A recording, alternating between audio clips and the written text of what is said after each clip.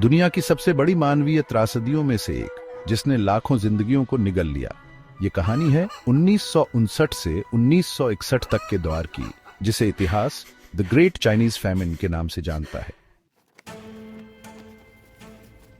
1958 में चीनी नेता माओ जेडोंग ने ग्रेट लीप फॉरवर्ड नामक एक महत्वाकांक्षी अभियान शुरू किया।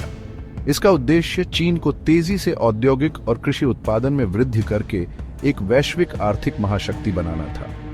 लेकिन समृद्धि के बजाय इसने तबाही मचाई। ग्रेट लीप फॉरवर्ड ने लाखों किसानों को अपने खेत छोड़कर बैकयार्ड स्टील फर्नेस में काम करने के लिए मजबूर किया। पारंपरिक खेती के तरीकों को खराब तरीके से नियोजित सामूहिक खेती प्रणालियों द्वारा प्रतिस्थापित किया गया। फसलें विफल हो गईं, लेकिन अधिकारियों ने सरकारी कोटा पूरा करने के लिए फसल के आंकड़ों को बढ़ा चढ़ाकर पेश किया। यहां तक कि जब गांवों में अकाल फैला हुआ था, तब भी देश का अधिकांश अनाज निर्यात किया गया ताकि चीन की अंतर्राष्ट्रीय छवि बनी रहे। स्थानीय नेता सच्चाई की रिपोर्ट करने से डरते थे और केंद्रीय सरकार इनकार में बनी रही। 1959 से 1961 के बीच अनुमानित 15 से 45 मिलियन लोग भूख, बीमारी और कठोर नीतियों के कारण मारे गए।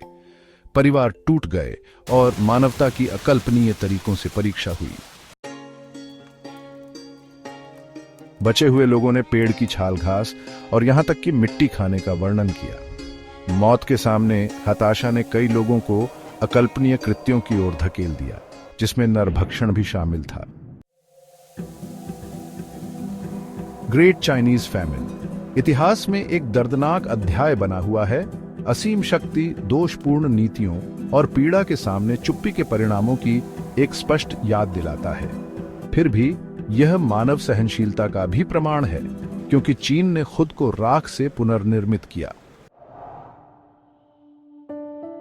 इन कहानियों को समझकर हम खोई हुई जिंदगियों का सम्मान करते हैं और खुद को इतिहास के सबक याद दिलाते हैं।